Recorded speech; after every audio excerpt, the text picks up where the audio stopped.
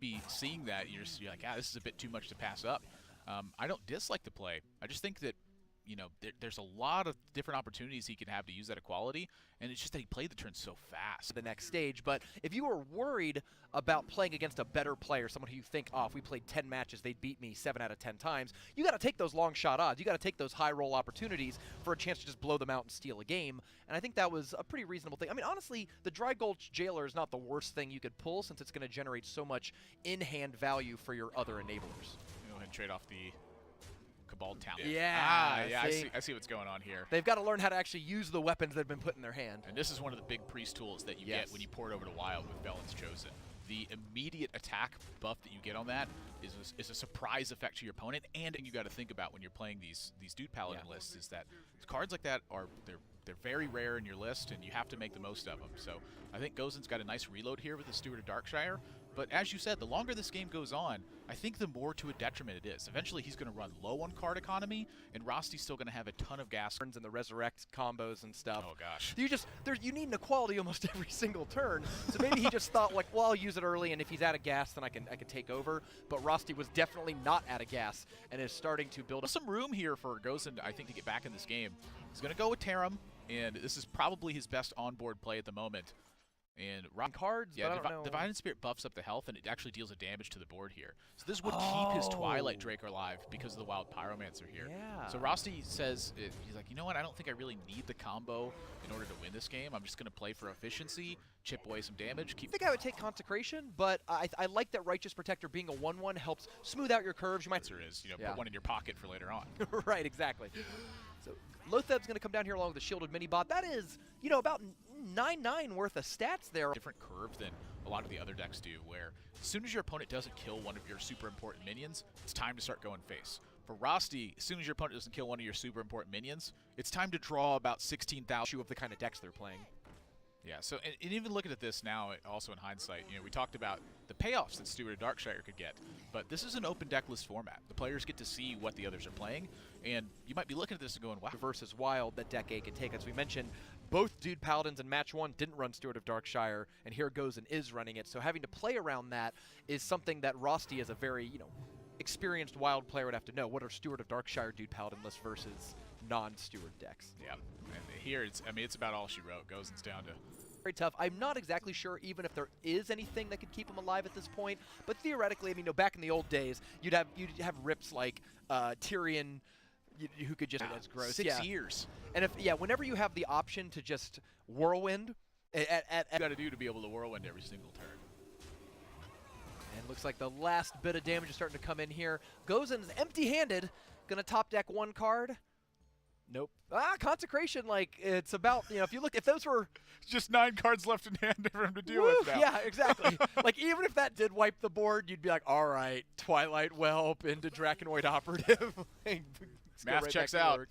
Rosty's up 1-0. Hard draw to boot. I was very surprised that if development was the game plan, that he took the line of play that involved the least amount of board development. To hero power and then trade in Mad Scientist leaves you with the least, but that if you let Gozun just sort of develop without too much board pressure on him, his deck's going to end up winning. That's the key to sort of Dude Paladin winning, would be like, if you're not constantly pressuring and taking my guys off the board, then I'm just going to build up. So now it's coming back. In hindsight, he should have gone for some more development here, but you know, being able to hero power every single turn against this deck, it's still quite effective. Yeah, that's actually really good explosive runes that just came down, because it's going to, every single thing in his hand, especially the Quartermaster, for example. Quartermaster will just come right off the board as soon as he beats his chest. That's a battle cry. And then all the Silverhand recruits follow. Oh yeah. Suit. Oh, that's what happens. All your Silverhand recruits just become giant as heck and start punching you. And looking at it right now, I mean, I guess you have to go, what, Flame Waker, Kirin Tor Mage, but with Zero, he's going to go with the Frost Nova to buy some time and try to start clearing it out. The Alanith isn't going to do you any good. If you just play Alanith at this point, you're dead, right? Like, you're going to have to try. Goes and smells blood, too. Goes with the Lotheb, just trying to lock it down. My board state is still good, right? Bunch of 3/3s, taunts, 1/1s with Death Rattle. Like, everything on the board is pretty great. It's going to take that opportunity, I think, to likely clear off Flame Waker and try to keep that pressure very high onto Rosty. But, you know, at this stage, he's fairly confident that is... worried being on camera and trying to make it all work. This could be the end. Gozun is the model of stoicism. Plus 3 attack. His face has changed. Boom. And that's going to be all she wrote. Gozun's going to tie it up. Thanks to Lotheb shutting off Rosty's potential at all for that turn. He drew dead pretty much anyway, but Lotheb, sometimes that battle cry looks more like deal 15 damage than it does like your opponent can't cast a spell for a turn. A curve-out deck, you still want to be doing something kind of broken and over the top, and you see two of those cards in Rosty's hand. He's got Divine Favor and Call to Arms, two cards with incredible high roll potential. What did you play? Oh, we got some big. Megasaur off the What a top. No defensive benefit whatsoever, so we cannot just wipe out this Kirin Mage without taking some damage. And the thing about it is, while that's still a good play, Rosty does have to be mindful of his life total throughout this game. So if you're going to be thinking that and you know you're trading off this Rallying Blade, you better be putting the heat right back onto Gozun. So hero power, he knows that this pressure compounds if Gozun's in the same spot, where if he has to just Medea's Valiant hero power or play another secret and then Medea's Valiant trade off, it keeps him a 5-4 on the board, and Gozun's going to drop to 8 this turn. This is actually quite a brilliant play from Rosty, I think. I think the pressure to get the Cabal Crystal Runner out, but it's going to trade probably evenly with the Megasaur. I guess the goal there is to try to... Oh, look at this. Rosty instantly calls him out. He says, I know that's counterspell. Off the board. Bada bing, bada boom. And this way to get through the counterspell so that I can reload my board. Rosty has been planning this all game. Great setup there. You got the two Tide Hunters. Just now he's got big minions. He's like, oh, yeah, let's just hit him afterwards. Yeah. You can trade with my 5-2. I could trade. Yeah, let's just, 3 good Murlocs. Let's go ahead and just hit him. And that is an unfortunate hand for Gozun. We got 3 secrets, all of which you'd rather be pulling out of your deck for free with a Mad Scientist instead of actually hard casting. And you can play Ice Block to buy a turn, but like, ugh. Nothing happens to that Mad Scientist. It's just like so left to do in his hand. I did pull a secret out. I didn't notice which one it was, but it's not gonna be anything that changes the game, right? Because on board he can pretty much kill you. Actually, Consecration's lethal.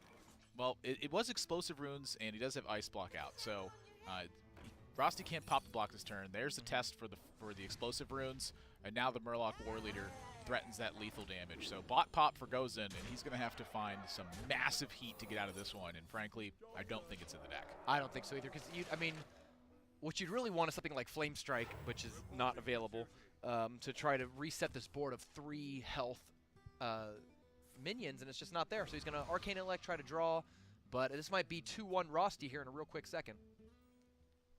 That's actually not a bad. That's close. Pretty good. Frostball. It takes a ton of damage off the board, but of course you're at 1. A single point of health. Right. So that Silverhand recruit that you would have checked. No! So 2-1 for Rosty. That means with he has the ability to do something like Flame Waker, Sorcerer's Apprentice, and then like a bunch of 0 and 1 cost spells to really turn it around. But looks like he's going to go for it right now. That's going to be a counter spell. Yeah, Rosty didn't want to take the risk on Flame Waker, perhaps running into an Explosive Runes. But the counterspell still triggers the Flame Waker. You have still played the spell, just doesn't resolve. So afterwards, Flame Waker slings those 2 missiles and comes up a little bit short on killing that middle Arcanologist here. So Rosty, you're going to have to continue to make some... Do nothing Ice Block. You want that to kind of be pulled out for 0 or free out of your deck. Yeah, in this particular matchup for him, Ice Block is really a card I don't think he's really even concerned with. Yeah. Because for the most part, he wants to just get Alaneth online and then put the test to Rosty. So almost guarantee that this Flame Waker has the target on his forehead. If this Flame Waker did not die this turn, I would be stunned.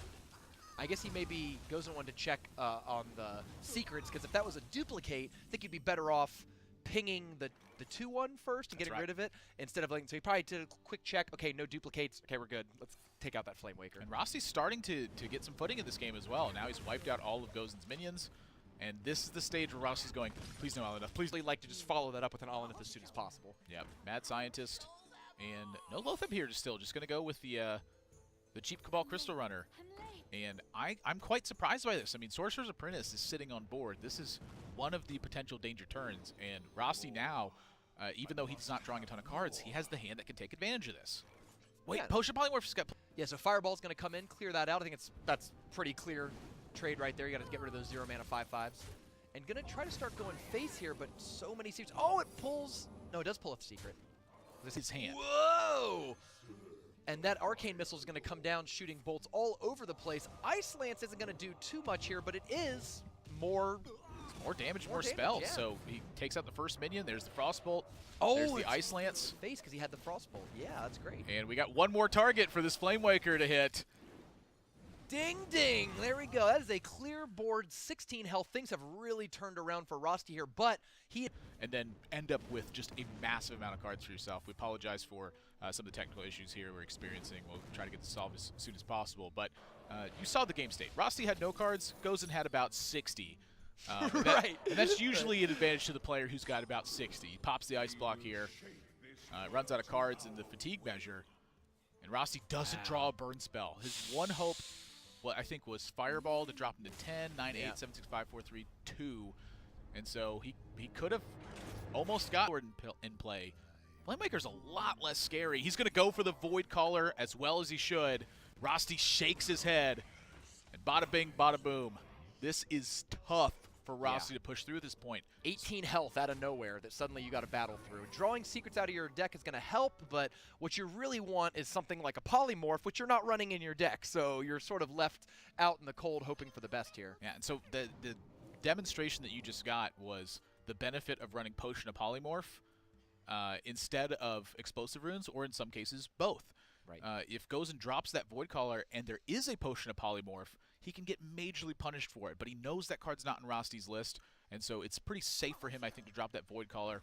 Risk that Rosty's got some burn because he can always... Secret is, but if you can get Rosty to a secretless place, like right now, duplicate, uh-oh, honk honk, here comes Naga Sea Witch and all of her buddies. Seeing that duplicate was fantastic for Gozun. He was clearly worried about Explosive Runes and it knocking out the Naga Sea Witch. He sees that it's duplicate, and he goes, you know what? Can you handle the old 37 extra attack this turn? Oh, why? It's so gross. Oh, I love it. It's so powerful. This is why we play the wild format. That's admirable. It's so good. We're doing broken stuff in this format. Why is this allowed? I don't understand. It's so broken. Well, as you mentioned, and actually as Jonah Ross said in the last matchup, it's very common for people to bring out anti-Warlock lineups. And to Rosty's credit, Alanath Mage is one of those decks. It's designed, you know, to really rush down these Warlock decks before they can get stable, but it wasn't enough. Gozun was able to get his lineup, put it together, and now, yeah, he's sitting with roughly 400 points of stats on the board, and he just has to not die. Uses the, I think this might be GG Gozun moving into the next round. I mean, it looks like he's pretty darn dead to me. There's no ice block in Rosty's deck. He can't kill all these giants. That's just 32 represented straight up. If he wants to win, he's going to have to fireball something or fluff an ice block here. Like maybe Gozun forgot that there's no ice block and he trades a minion or something. But if Gozun just has a decent memory, this game is over. Incredible that in these first two matchups, so many people were expecting Cydonia and Rosty first and second place at the 2016 America's tournament, that they'd be able to meet up again here in the semifinals, playing for a matchup into the live. But instead, it looks like both of these underappreciated new players are going to be moving on. Forgive me on the no ice block. I got way ahead of myself. There is one copy of ice block in this deck, and it is, in fact, one of his secrets. So, Gozun does have to pay some attention to the board. So, sure. Apologies for that one. Great use, though, of Blood Reaver Gul'dan there, not only to get the armor, even though he didn't really resummon, too many demons onto the board. More importantly, he got 5 armor and that lifesteal hero power, which will be able to continually recover his health turn after turn, keeping him out of burn range.